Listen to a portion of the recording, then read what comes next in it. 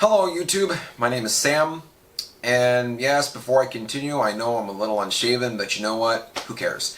Anyway, this video is going to be about something that anybody who plans to attend a convention with celebrity appearances needs to understand and compartmentalize, because after something that happened last year, it bit me in the ass because I did not do that.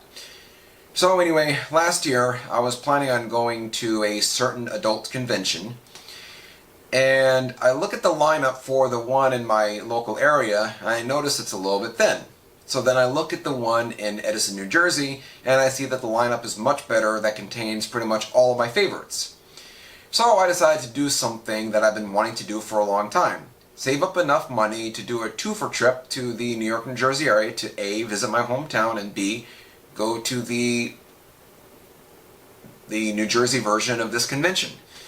So fast forward a few months, and I go up to New Jersey, and everything is going great at first. One of my favorites, we'll call her Red, is nice and friendly. We talk and everything seems cool. And Saturday, same thing. And Sunday rolls around, and keep in mind, because of daylight savings time, the hotel made me check out an hour earlier than what I thought. And I had to go to the convention 2 hours before it opened, and I was talking to a former Marine who's now a tow truck driver and a licensed repo agent, which, by the way, I would never want to do that myself. Kudos to the people who do. But anyway, the show floor eventually opens. I go inside and I look for Red's booth, and I noticed that it's completely covered up. So I figured, okay, maybe she's just a little bit late. Around 2 hours later, I see Red, stashing some stuff on her booth, and I noticed that she is not wearing any makeup, is dressed in a hoodie and sweatpants and all that stuff, and I thought that something was odd, so I went up to her and I said, "Hey, are you signing today?" And she goes, "No, I'm done, I'm just roaming," and she hurriedly said that as she scurried off. And I forgot to ask her something over the last 2 days, so I figured that, you know what, let me see if I can find her, which was mistake number one.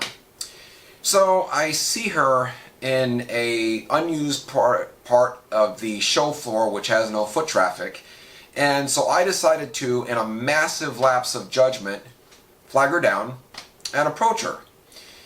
And I say her name, I said, "Hey," and she goes, "Look, dude, I'm tired, I'm jet lagged, I'm done." And I'm like, "But I just," and that's when she very loudly said, "Boundaries, dude, boundaries." And at that point, I only uttered a "okay," and then I said, "Feel better." She gave a hurried thanks, and I walked away, and I never saw her again. Now, I understand that, looking back at it, I was a living embodiment of this particular famous phrase. It was at this moment that he knew. He fucked up. And as I walked away, thinking, what the hell just happened, I then started remembering something that a work colleague told me a long time ago.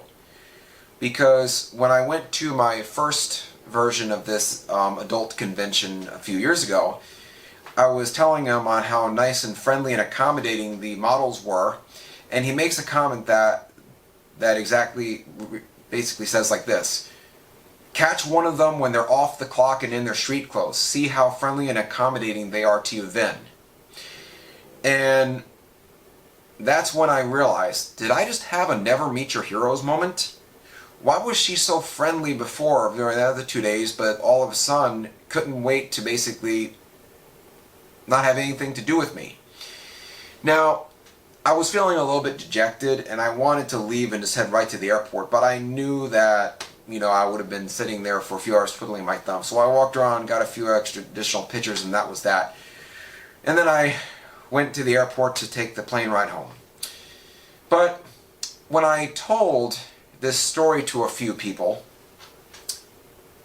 it was the living embodiment of a meme that goes, "So, the comments didn't go as well as you hoped." Everybody was basically saying that I was in the wrong here.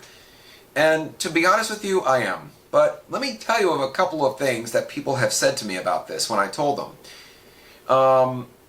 Let's see, I got one that said, "You creeped out a porn star." That's an accomplishment and a half. Not a good one, but an accomplishment nonetheless.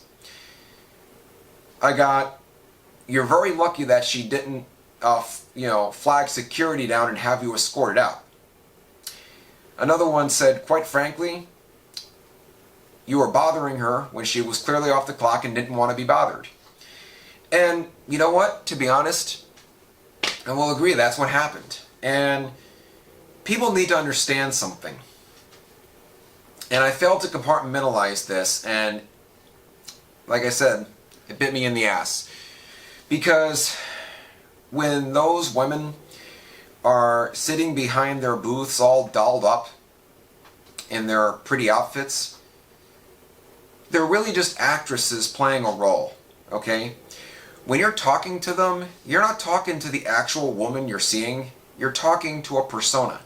Parasocial relationships don't just exist between a two-dimensional chart on your screen and your keyboard.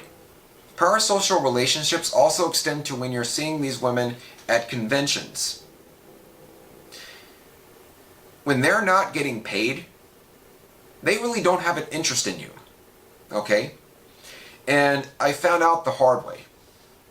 Now, a lot of people are probably going to say, "Well, Sam, you bothered her." No. It doesn't matter. They're there to do a job. And when they're behind the booth and they're being paid, that's the only time they're really going to have an interest in talking to you. Okay?